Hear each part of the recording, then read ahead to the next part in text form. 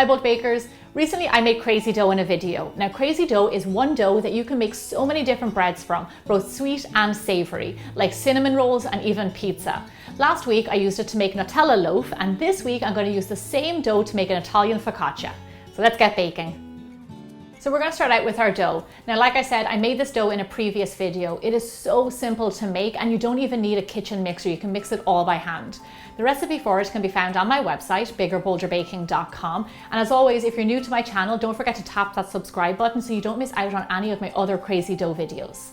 Okay, so here is my dough ready to go. Now over here, I have a baking tin. Now this baking tin is brushed generously with olive oil because this bread is kind of an oily kind of a bread. It makes it really delicious. So lots of nice olive oil in there. And then I'm just going to take my dough. Here we go.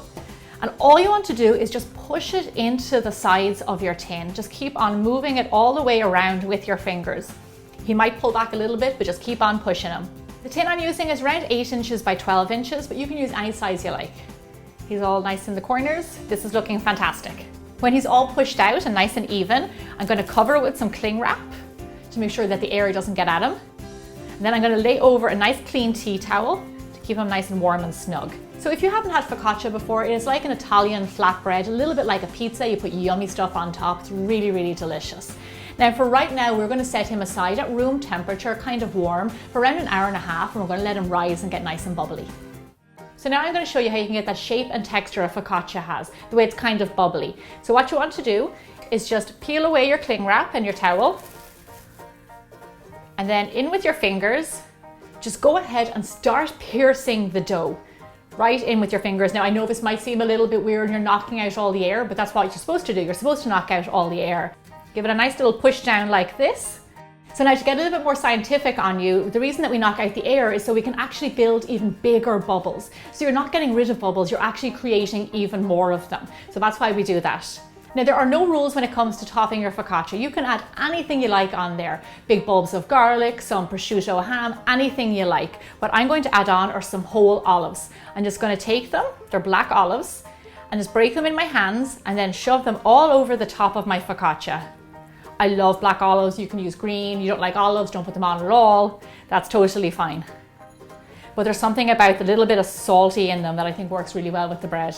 I have a lot of olives on here, but next I'm going to add on some sun-dried tomatoes, which I absolutely love sun-dried tomatoes. I'm going to rip them apart a little bit and then dot them all over the top too. I love sun-dried tomatoes because they're that little bit salty as well, but there's really concentrated flavor because they've been dried out. They're yummy. And then last but not least, some fresh rosemary. Now go ahead and just stick a few sprigs of it all around the top. As you can see, there's no rhythm or rhyme to this, but in the end, it looks so beautiful.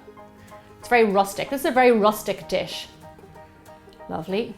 Now the reason that I'm making this series is because I don't want you to be intimidated by bread making. It is such a simple thing to do. Also, I want you to check out all of the other videos that I used making crazy dough because you can see just the array that you can make. Now last but not least, I love to scatter some sea salt all over the top. Don't be shy with this now. It's lovely when it's baked and has a little bit of a crunch. And then do you know what? I just saw this oil here from the tomatoes. I'm actually going to drizzle this over the top too. Like I said, focaccia is kind of an oily bread. This is going to soak into it when it bakes. Oh, yum. Yum, yum, yum, yum, yum. Okie dokie. This looks beautiful. Now, what you want to do now is cover it up in cling wrap again and lay your tea towel over it. Now we're going to set him aside again for another 30 minutes and let him proof before we bake him off. So I had a little sneaky peek at our dough and it is ready for the oven. As you can see, it has grown in size, it's risen up and has lots of nice little bubbles in there. So this is perfect. Now we're going to bake him off in a nice hot oven. Bake your focaccia off at 400 degrees Fahrenheit or 200 degrees Celsius for roughly 20 minutes or until golden brown. So I'm really happy with how my focaccia turned out. I think it looks gorgeous. Now this has cooled down, so I'm going to remove it from the tin and I'm going to start cutting it up. Now you're not going to believe this, but I actually made this focaccia with crazy dough that had been frozen. I made lots of it last week and then I popped it into the freezer, I labeled it, and then I wanted to make focaccia, so I took it out and it worked perfectly. So remember that about crazy dough, you can always freeze it and use it for other things. Okay, check out this focaccia. How gorgeous is that? You see all those lovely bubbles that we created in the indents with our fingers? This could not be more perfect. Focaccia is the perfect bread for any occasion. It works great for sandwiches and it even is just lovely by itself straight out of the oven. Have to give it a little taste.